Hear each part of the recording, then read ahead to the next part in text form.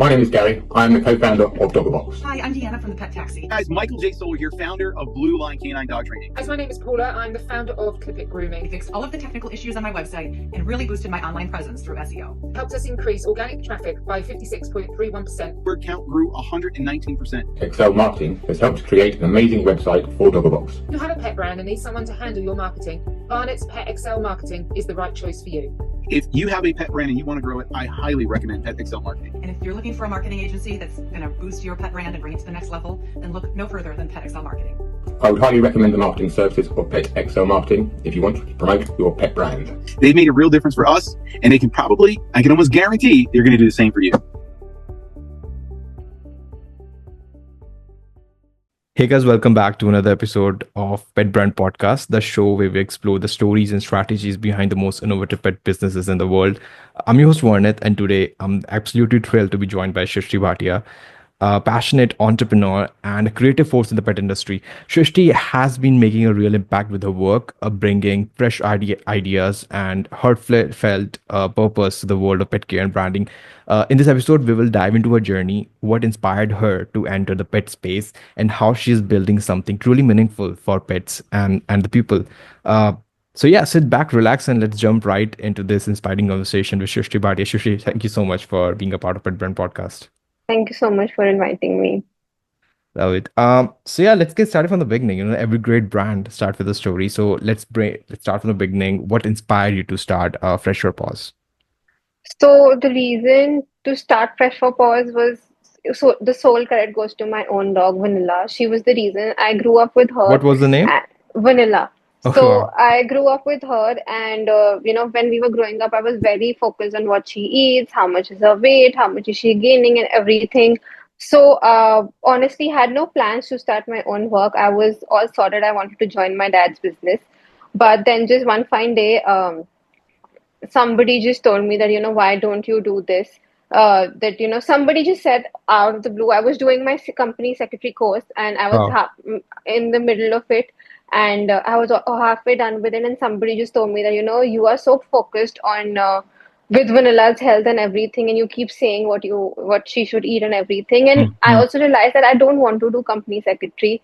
Yeah. I just took it up because I did not want to waste 1 year of I didn't want to have a gap year. Mhm.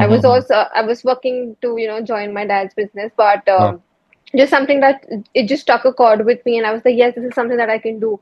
So obviously, I had no science background, no qualification back then. So Mhm. took a lot of Mhm. vets and people's help. And being a pet parent, you get that much understanding that what should your dog eat and what should your dog not eat. So yeah, Definitely. so in 2018, I started, working on the recipes with Vanilla's vet, and trying to, research, do a lot of learning. So it took us Mhm. mostly 1.5, 2 years to come up with it finally. And in 2018, I launched my brand. Mhm. And yeah, since then there's no going back, and that's how it all started. But the sole credit goes to her. Like if she wasn't in my life, I would have never started it. Amazing, Yeah. amazing. So like back then, did you had someone who mentored you in this space, or like So figured out no, yourself? so very fresh in the. So I had not even worked anywhere. Very fresh with work. Hmm. Knew nothing.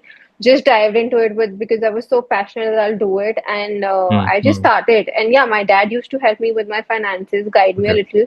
Hmm. And Hmm. that time I was hardly 24 years old. Yeah. So Yeah. very new, literally a kid going out and starting a new work. Hmm. But yeah, I think the passion and the motivation that I had behind starting something that, I could proudly say that this is what my own dog eats, and look, she's so fit, Hmm. was Hmm. something that drove me every day. And because of that also, when I started the brand, I knew that I have to study canine nutrition. So now I have so many degrees in canine nutrition. I Wow. studied in COVID because we were at home, though our Hmm. work was on, thanks, because we come under essentials. But I studied. I have so many degrees now, and I Hmm. keep learning every day because every day you learn so much, and you're at the end dealing with pets. Things, so many things change and everything. So Hmm. yeah, that's how it started, and since then it's been 7 years, and there's no going back. Definitely love it. And like, what were the earliest days look like? Like, what were the challenges that you faced early on? See, one, being so young, no idea about how to talk to someone, had no Yeah. idea how to run a company, Yeah. nothing, had never Yeah. worked. And on top of it, a girl, we at the end we stay in India. Obviously, it's way better now, but that time I used to take my dad along with me to come talk to the vendors, because they used to Okay. think that she's a child, literally a child who's come Hmm, to us hmm, and hmm, doesn't know what she's doing hmm, and hmm, stuff. hmm. So yeah, that was one thing. Then learning to have your own work, build a team. Then starting when I used to do my own social media, was so from packaging to Wow. taking care of the production, social media, everything I used to do.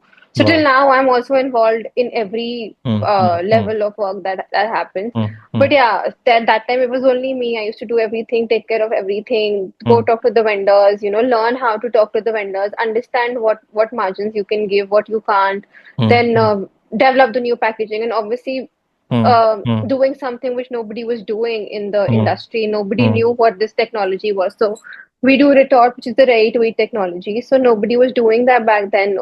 People only knew about kibble or frozen food. Nobody knew Yeah, about yeah. ready-to-eat food.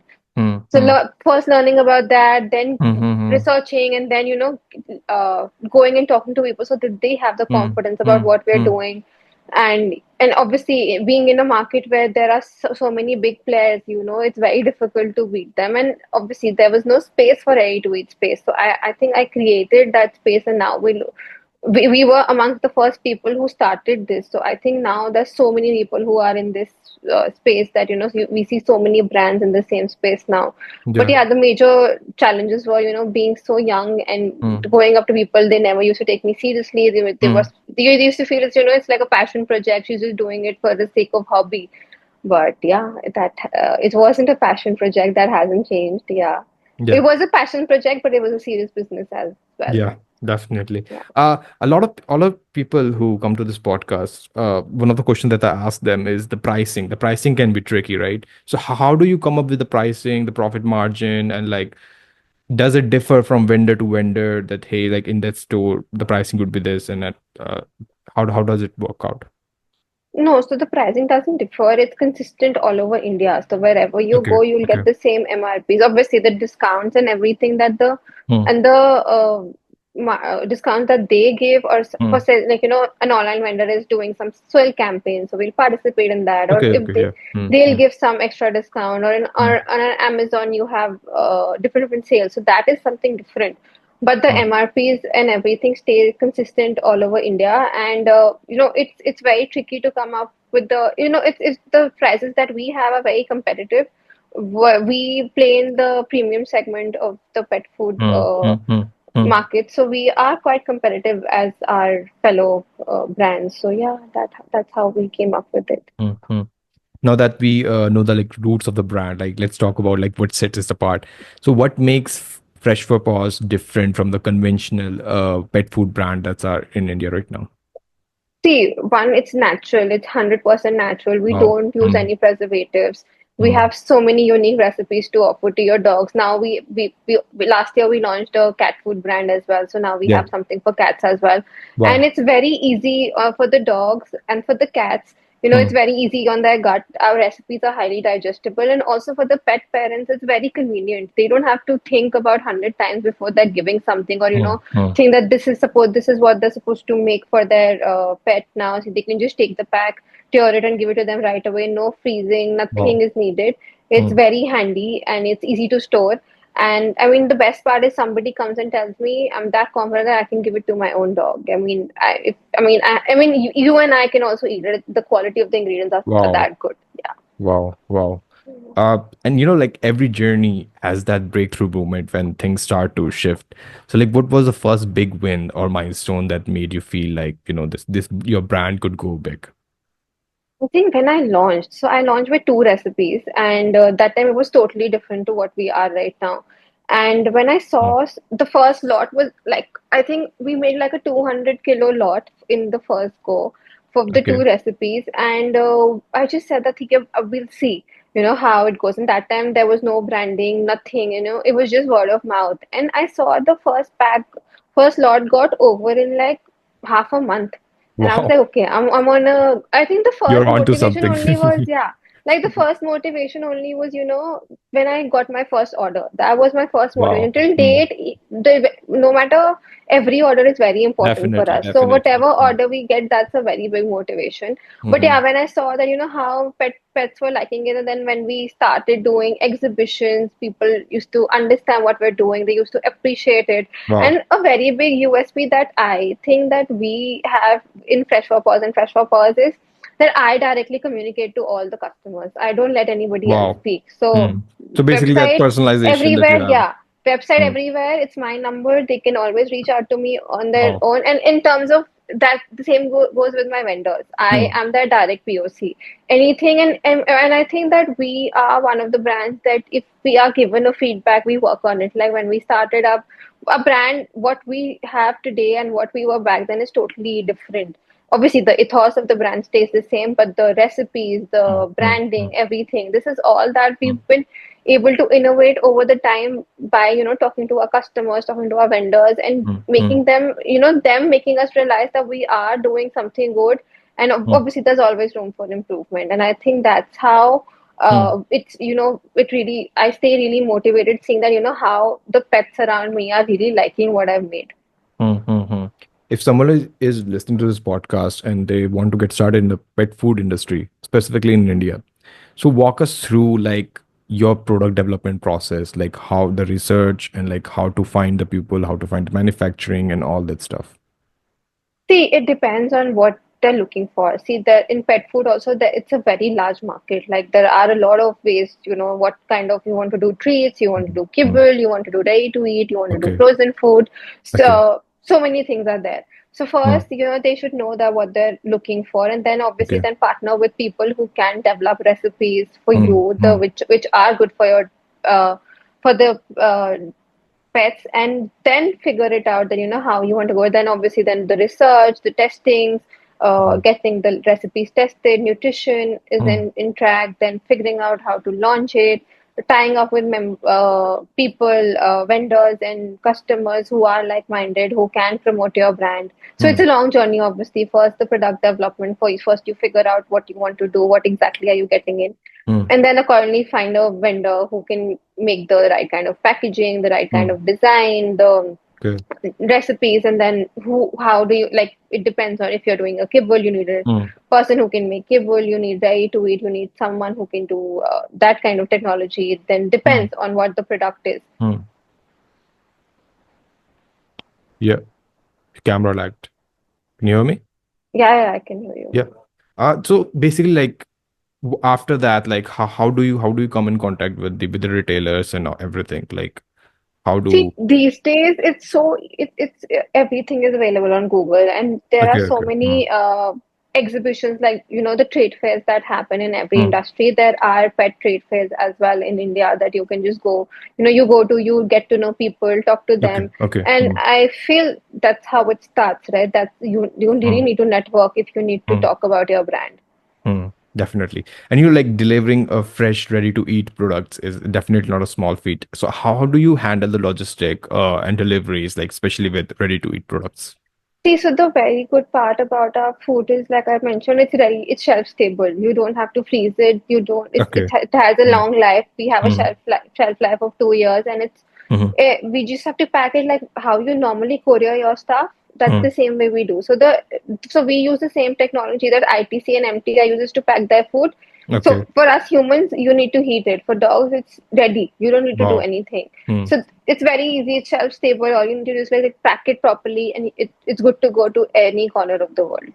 So Love it. that's why I chose this, so that that because it's frozen, you need refrigerators, and in India it's very difficult to maintain this same temperature all over. So this way, there's no, with our packs, there's no chance of difference in temperature, no chance of contamination. Obviously, there is a risk of if it gets damaged in transit, but that's the only risk we have. Otherwise, it's very easy to transport our food. Wow, love it. Talking more about the marketing and the community side of things, like, like what has been your most successful marketing strategy so far that has given you the best ROI? I think social media is the best place you can promote your brand, and by collaborating with Mm-hmm.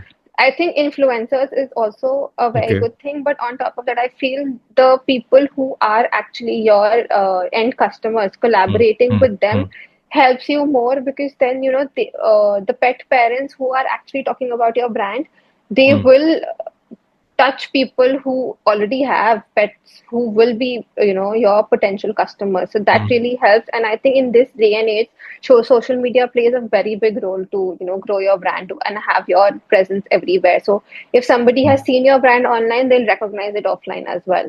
So I think the best marketing strategy for us has been that mm, our social media is quite solid, that we are building our community. And not only that, we don't only talk about our brand on social media, we really want to educate the pet parents so that what they should know, what is right and what is wrong for their pets health, and what mm, kind of mm, diet they should be following. That's the main focus. mm, Not only promoting the brand, but also creating a community where pet parents can actually understand what is good for their pet's diet. mm, mm, mm. And for someone who's listening to this podcast and they are not from the pet industry and they might want to like go into the pet industry and explore, what do you think? What is the primary reason why this industry is exploding, and like why so much people are, coming up with their businesses in this industry? What is the primary reason for that?